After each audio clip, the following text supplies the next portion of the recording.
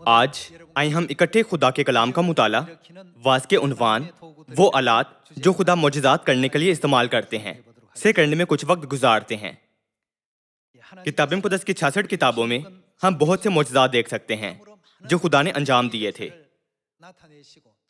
اس کے ذریعے ہم ان کی قادر طاقت، ان کی مطلق مرضی اور ان کے بے مثال اختیار کا ادراک کرنے کے قابل ہوتے ہیں۔ جب بھی ہم ان معجزات کے گواہ بنتے ہیں تو خدا کی قادر طاقت ظاہر ہوتی ہے۔ ہم خدا کی قادر طاقت سے رونما ہونے والے واقعات کو دیکھ کر اس قدر حیران ہوتے ہیں کہ ہم خوشی سے للکارتے ہیں اور زیادہ امید رکھتے ہیں کہ اگر ہم خدا پر ایمان رکھیں تو ہم ایسے شاندار واقعات اور نتائج کا حصہ بنیں گے۔ ہم موسیٰ کی لاٹھی کے بارے میں بات کیے بغیر ان آلات پر گفتگو نہیں کر سکتے جنہیں خدا نے مختلف معجزات کرتے وقت استعمال کیا تھا۔ کیا ہم کر سکتے ہیں؟ موسیٰ کی لاٹھی بحر کلزم کو تقسیم کرنے کے لیے استعمال کی گئی تھی، اور دوسرے انگنت کام خدا نے شاہی مصر فرعون سے پہلے انجام دیے تھے۔ اس آلے پر غور کریں جسے خدا نے سمسون کے وسیلہ معجزہ کرنے کے لیے استعمال کیا تھا، جب اس نے گدھے کے جبڑے کی ہڈی سے 1000 فلسطینیوں کو شکست دی تھی۔ تو پھر جدعون کی مشل اور اس کے نرسنگے کے بارے میں کیا خیال ہے جو خدا نے 300 آدمیوں کی مدیانی فوج کے خلاف فتح کے لیے استعمال کیا تھا؟ یہ بھی وہ آلات تھے جو خدا نے حیرت انگیز معجزات کرنے کے لیے استعمال کیے تھے۔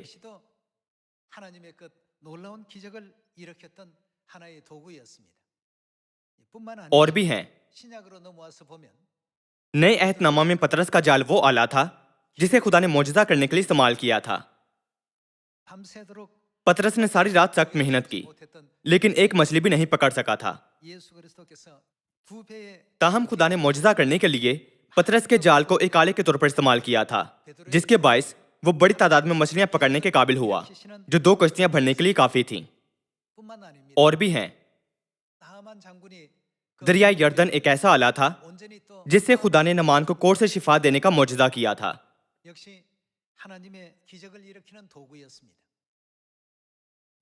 کتاب مقدس میں دی گئی ان چند مثالوں سے ہم دیکھ سکتے ہیں کہ کیسے خدا معجزات کرنے کے لیے مختلف آلات کا استعمال کرتے ہیں۔ اس کے علاوہ ہم کتاب مقدس میں بہت سے تاریخی اندراجات تلاش کر سکتے ہیں۔ ان آلات میں ایک عام عنصر ہے جسے خدا معجزات کرنے کے لیے استعمال کرتے ہیں۔ آج اس حقیقت کی تصدیق کرنے کے لیے کہ ہم بھی وہ آلہ بن سکتے ہیں جسے خدا اپنے معجزات کرنے کے لیے استعمال کرتے ہیں، ہم کتاب مقدس کی نبوتوں پر ایک نظر ڈالتے ہیں۔ پہلے ہم یسایہ باب 41 کی طرف جاتے ہیں۔ یسایہ باب 41 آیت 10۔ تم مت ڈر کیونکہ میں تیرے ساتھ ہوں، ہراساں نہ ہو کیونکہ میں تیرا خدا ہوں، میں تجھے زور بخشوں گا، میں یقیناً تیری مدد کروں گا اور میں اپنی صداقت کے دہنے ہاتھ سے تجھے سنبھالوں گا۔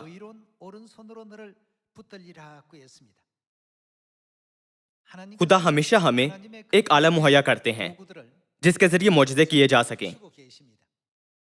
انہوں نے وعدہ کیا تھا کہ میں تجھے زور بخشوں گا، میں یقیناً تیری مدد کروں گا اور میں اپنی صداقت کے دہنے ہاتھ سے تجھے سنبھالوں گا۔ میں اس بات کو یقینی بناؤں گا کہ تو ہرگز ناکام نہ ہو۔ یسایہ نبی کے ذریعے خدا ہمیں امید سے بھرپور یہ خوشی دے رہے ہیں۔ آج ہم خدا کے کلام سے معلوم کرتے ہیں کہ ان آلات میں کیا چیز مشترک ہے جسے خدا معجزات کرنے اور اپنے کردار اور افعال کو ظاہر کرنے کے لیے استعمال کرتے ہیں۔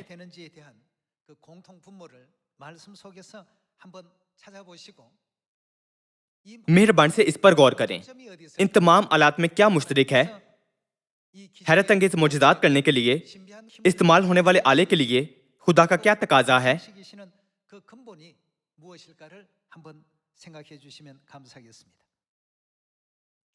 ہم خروج باب 14 آیت 15 سے دیکھتے ہیں۔ باب 14 آیت 15۔ اور خداوند نے موسیٰ سے کہا کہ تو کیوں مجھ سے فریاد کر رہا ہے؟ बनी इसराइल से कह कि वो आगे बढ़ें और तू अपनी लाठी उठाकर अपना हाथ समुद्र के ऊपर बढ़ा और उसे दो हिस्से कर और बनी इसराइल समुद्र के बीच में से खुश्क जमीन पर चलकर निकल जाएंगे। खरूज की किताब बाब 14 आयत 15 से 16 के मुताबिक 3500 साल पहले मुजज़ात करने के लिए मूसा की लाठी खुदा के आले के तौर पर इस्तेमाल हुई थी।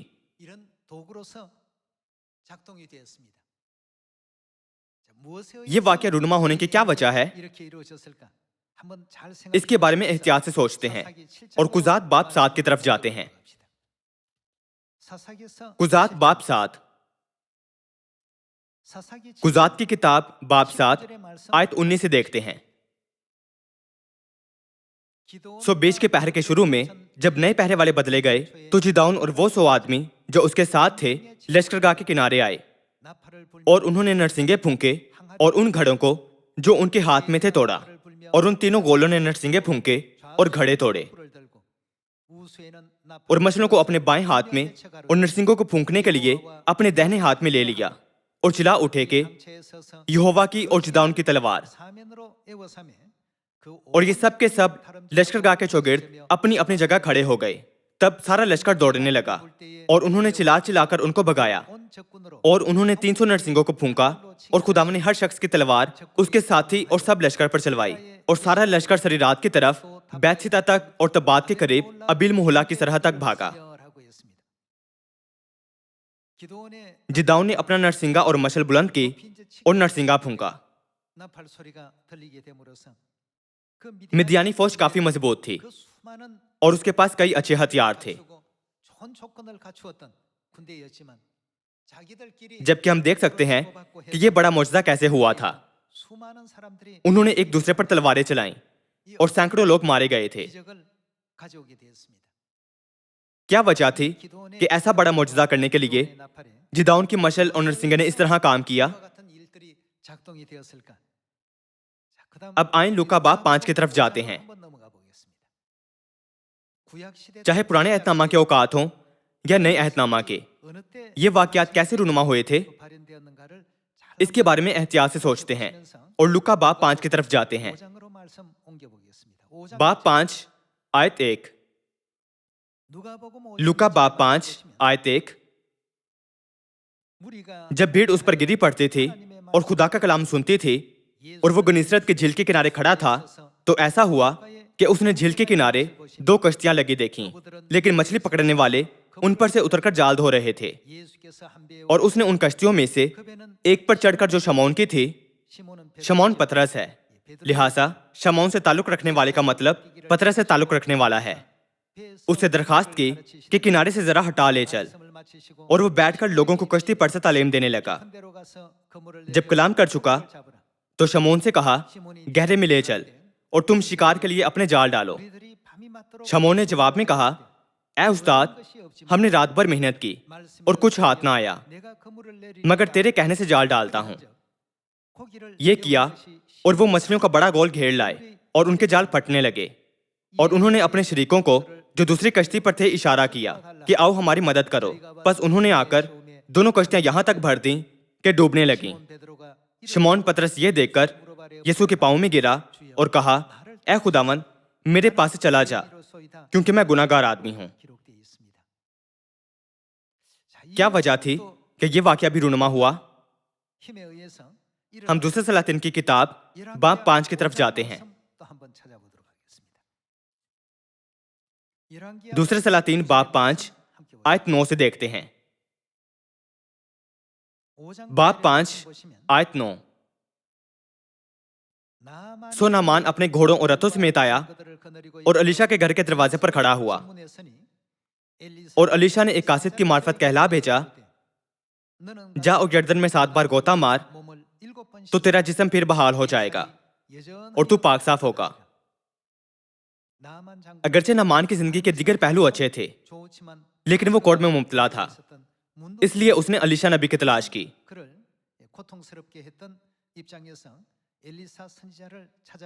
ताहम अलीशा नबी उसे मिलने बाहर नहीं गया था और सिर्फ एक कासिद की मार्फत ये कहला भेजा था कि दरिया यरदन में 7 बार गोता मार। آیت 11 پر نعمان ناراض ہو کر چلا گیا اور کہنے لگا مجھے گمان تھا کہ وہ نکل کر ضرور میرے پاس آئے گا اور کھڑا ہو کر خداوند اپنے خدا سے دعا کرے گا اور اس جگہ کے اوپر اپنا ہاتھ ادھر ادھر ہلا کر کوڑے کو شفا دے گا۔ کیا دمشق کے دریا ابانا اور فرفر اسرائیل کی سب ندیوں سے بڑھ کر نہیں ہیں؟ کیا میں ان میں نہا کر پاک صاف نہیں ہو سکتا؟ سو وہ مڑا اور بڑے قہر میں چلا گیا۔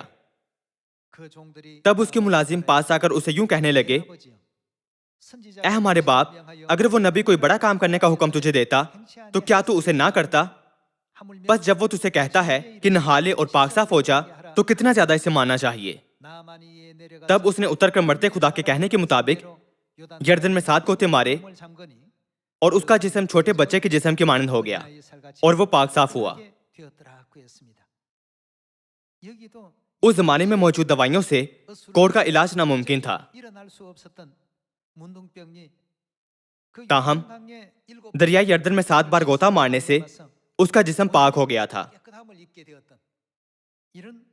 نعمان کو شفا دینے کا شاندار کام انجام دینے کے لیے خدا نے دریائے یردن کو ایک آلے کے طور پر استعمال کیا تھا۔ کتاب مقدس کے ذریعے ہم دیکھ سکتے ہیں کہ کیسے یہ آلات تمام زمانوں میں خدا کے معجزے کرنے کے لیے استعمال ہوتے رہے تھے۔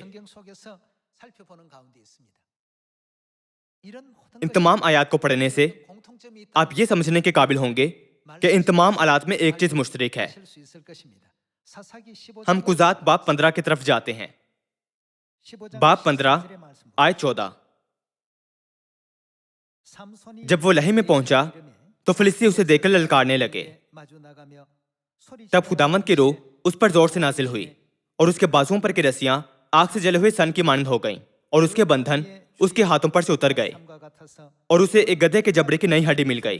سو اس نے ہاتھ بڑھا کر اسے اٹھا لیا اور اس نے 1000 آدمیوں کو مار ڈالا۔ پھر سمسون نے کہا گدھے کے جبڑے کی ہڈی سے ڈھیر کے ڈھیر لگ گئے، گدھے کے جبڑے کی ہڈی سے میں نے 1000 آدمیوں کو مارا۔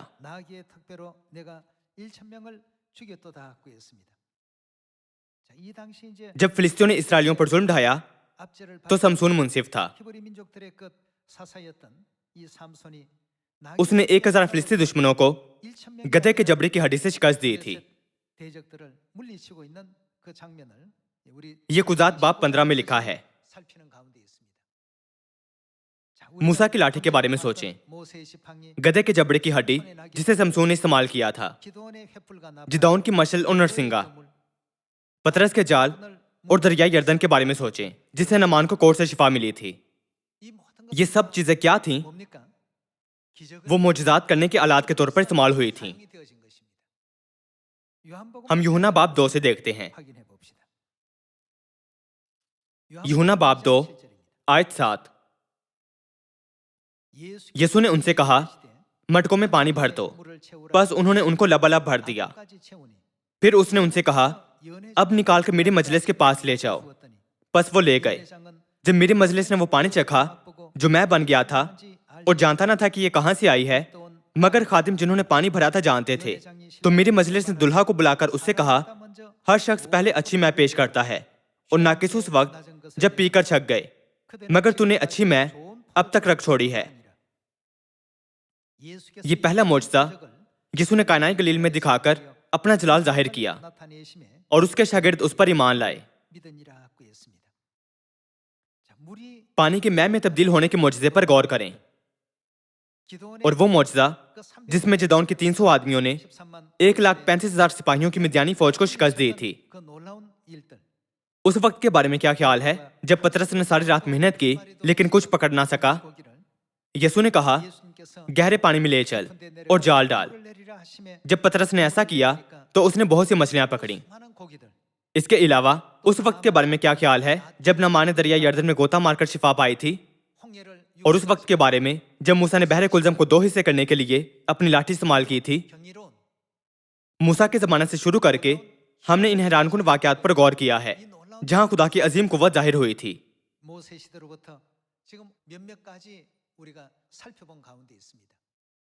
جیسا کہ میں نے پہلے ذکر کیا ہے کہ ان تمام آلات میں ایک چیز مشترک ہے جو معجزات کرنے کے لیے استعمال کیے گئے تھے۔ ان میں کیا چیز مشترک ہے؟ ये मोजज़े कब हुए और किस लम्हा पर वक़ूअ में आए?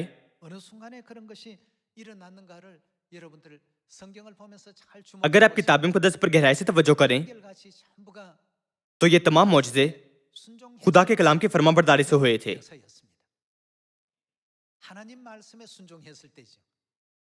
जब उन्होंने खुदा के कलाम की फरमाबरदारी की तो सब कुछ रूनुमा हुआ।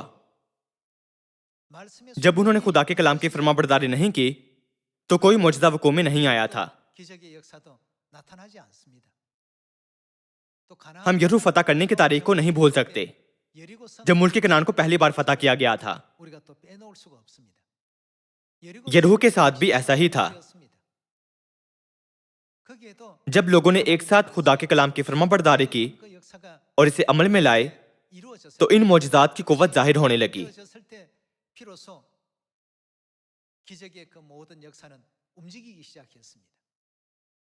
हर चीज एक ऐसे निज़ाम में बदलने लगी जिससे इसराइलियों को मोजज़ाती नताइज मिले।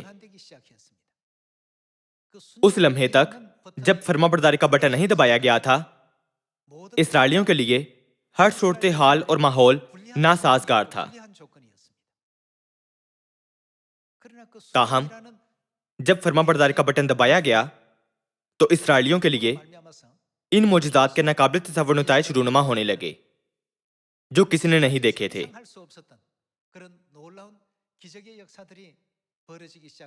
आखिरकार उन्हें फतह का जलाल बख्शा गया। आज खुदा कहते हैं कि सामरिया और ज़मीन के इंतहा तक खुशखबरी की मुनादी करो। जब हम इस काम को देखें तो ये वाकई एक मोजज़ा है। दुनिया में बहुत से मज़ाहब पहले ही लोगों के दिलों पर कब्जा कर चुके हैं और बाज़ ममालिक में ऐसा निज़ाम है जो पहले ही मसीहत को रद्द कर देता है। सामरिया और ज़मीन के इंतहा तक खुशखबरी की मुनादी कैसे की जा सकती है? जब खुदा ने कहा जाओ और सब कौमों को मुनादी करो, तो इसे पूरा करने की गर्ज से हमें क्या करना चाहिए? जब तक हम खुदा के कलाम की फरमाबरदारी करेंगे और खुशखबरी की मुनादी करेंगे तो मोजज़ात होते रहेंगे और हमारी आंखों के सामने बेमिसाल मुज़ाहिर आएंगे।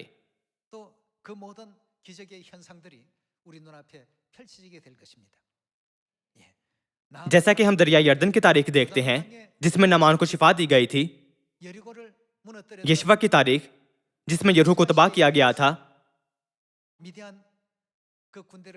और जिदाउन की तारीख जिसमें 1,35,000 सिपाहियों की मिद्यानी फौज ने शिकस्त खाई। जब उन्होंने खुदा के कलाम की फरमाबरदारी की तो खुदा ने मोजज़ात करने के लिए आलात का इस्तेमाल किया था।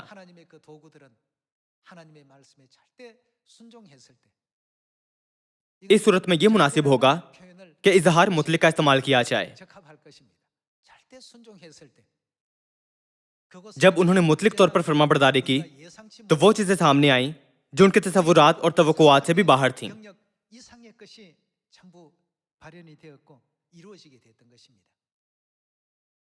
इसलिए मुकाशफा बाब 14 में खुदा ने इस ज़मीन पर निजात पाने वाले आखिरी मुकद्दसिन को इस तरह बयान किया है कि वो बरा के पीछे पीछे चलते हैं जहां कहीं वो जाता है। जब आयत बयान करती है कि वो बरा के पीछे पीछे चलते हैं जहां कहीं वो जाता है, जो काम वो करते हैं उसका क्या मतलब है? क्या उसका मतलब ये नहीं है कि उनके पास वो ईमान है जो मुकम्मल तौर पर पैरवी करने की ठान लेते हैं? लिहाजा उनकी रूहानी जंग का क्या नतीजा निकलता है? वो फतह पाने वाले फाते की तरह निकलते हैं। उन्हें इस किस्म का नतीजा मिलेगा। मुकाशफा की किताब के 19वें बाब से देखते हैं। मुकाशफा बाब 19 आयत 11। फिर मैंने आसमान को खुला हुआ देखा और क्या देखता हूं कि एक सफेद घोड़ा है और उस पर एक सवार है जो सच्चा और बरहक कहलाता है, और वो रास्ते के साथ इंसाफ और लड़ाई करता है, और उसकी आंखें आग के शोले हैं और उसके सर पर बहुत से ताज हैं, और उसका एक नाम लिखा हुआ है जिसे उसके सिवा और कोई नहीं जानता, और वो खून की छिड़की हुई पोशाक पहने हुए है और उसका नाम कलाम खुदा कहलाता है।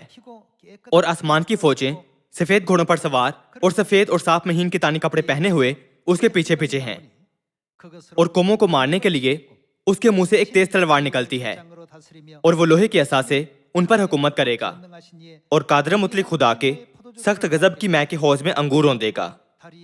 और उसकी पोशाक और रान पर यह नाम लिखा हुआ है, बादशाहों का बादशाह और खुदावंदों का खुदावंद। वो जो दुरुस्त तौर पर खुदा की मर्जी को जानते हैं और उनकी तालीमात पर अमल करते हैं, वो हमेशा फतह के ख्वाहिशमंद फाते की तरह सवारी करते हैं। उनके ईमान का रवैया कैसा होता है कि खुदा उनके लिए ऐसे मुजज़े करते हैं। हम मुकाशफा की किताब बाब 14 आयत 4 से जवाब मालूम करते हैं। मुकाशफा बाब 14 आयत 4। ये वो हैं जो औरतों के साथ आलूदा नहीं हुए बल्कि कुंवारे हैं। ये वो हैं जो बरा के पीछे पीछे चलते हैं जहां कहीं वो जाता है। इस्तिलाह जहां कहीं के लिए कोई शरायत नहीं है। इससे कोई फर्क नहीं पड़ता कि कच्ची सड़क है या हमवार सड़क, तंग रास्ता है या चौड़ा रास्ता, ऊपर की सड़क है या नशीबी सड़क है। किताब मुक़द्दस में ये लिखा है कि ये वो हैं जो औरतों के साथ आलूदा नहीं हुए बल्कि कुंवारे हैं। ये वो हैं जो बरा के पीछे पीछे चलते हैं जहां कहीं वो जाता है। ये खुदा और बरा के लिए पहले फल होने के वास्ते आदमियों में से खरीद लिए गए हैं। चूंकि ये लोग बरा से ताल्लुक रखते हैं, इसलिए जहां कहीं खुदा उन्हें ले जाते हैं, वो अपनी सरकशी और इसरार की बजाय हमेशा खुदा के मुतलिक कलाम पर तवक्कल करते हैं।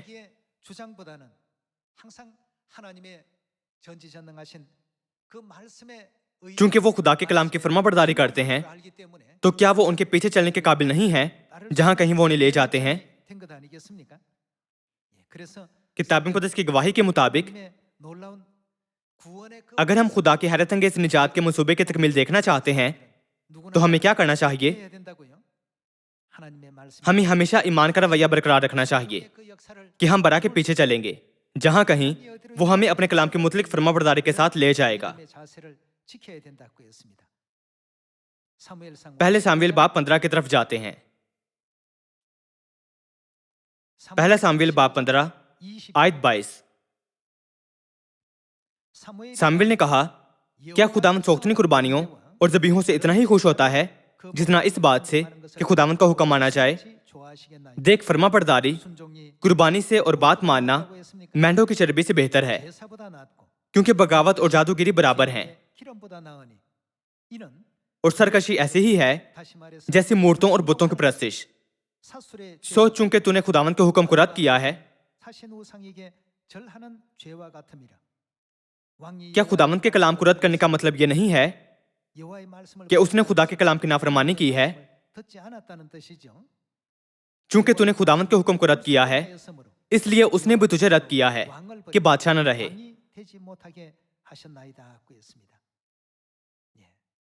सामुएल साउल से बहुत मोहब्बत करता था। जब उसे साउल बादशाह को यह पैगाम पहुंचाना था, तो उसका दिल टूट गया था। क्या ये सामुएल नबी नहीं था जिसने खुदा की मर्जी के मुताबिक साउल बादशाह को मसा किया था? जब सामुएल साउल को खुदा की मर्जी की मुनादी करने आया, तो उसने कहा, फरमाबरदारी कुर्बानी से और बात मानना मेंढों की चर्बी से बेहतर है। तुमने नाफरमानी करने का इंतखाब क्यों किया था? मैं बेहद मायूस हूं। तब उसने एक बार फिर ताकीद की थी कि और सरकशी ऐसी ही है जैसी मूर्तों और बुतों की परस्तिश। चूंकि तूने खुदावंद के हुक्म को रद्द किया है, इसलिए उसने भी तुझे रद्द किया है कि बादशाह न रहे। सामुएल ने हमें एक काबिल कदर सबक सिखाने के लिए ये पैगाम छोड़ा है। जैसा कि आप अच्छी तरह जानते हैं कि इब्रानियों बाब 3 और 4 से खुदा ने यह कहते हुए कसम खाई थी कि जो फरमाबरदारी नहीं करता वो हरगिज कनान में दाखिल ना होगा, वो हरगिज मेरे आराम में दाखिल ना होने पाएंगे। उन्होंने हमें अपनी पुख्ता मर्जी का ऐलान किया था। आप सब, क्या आप खुदा के हैरत अंगेज मोजज़ात को देखना नहीं चाहते? अगर आप बड़े मोजज़े देखना चाहते हैं, तो ये बिल्कुल जरूरी है कि आप में हमेशा खुदा के कलाम की 100% फरमाबरदारी और ईमान हो। جہاں کہیں خدا باپ اور خدا ماں، روح القدس اور دلہن ہماری رہنمائی کرتے ہیں، ہمیں ان کی تعلیمات اور اسباق کی فرمانبرداری کرنی چاہیے، حتیٰ کہ ایک شخص کو بھی ساؤل کی طرح نافرمان نہیں ہونا چاہیے۔ آئے ہم خدا کے کلام کی فرمانبرداری کریں تاکہ خوشخبری کو مکمل کر سکیں اور آسمان کی بادشاہی میں شاندار استقبال حاصل کر سکیں۔ اسی کے ساتھ میں آج کا وعظ ختم کرنا چاہوں گا۔ آپ کا بہت شکریہ۔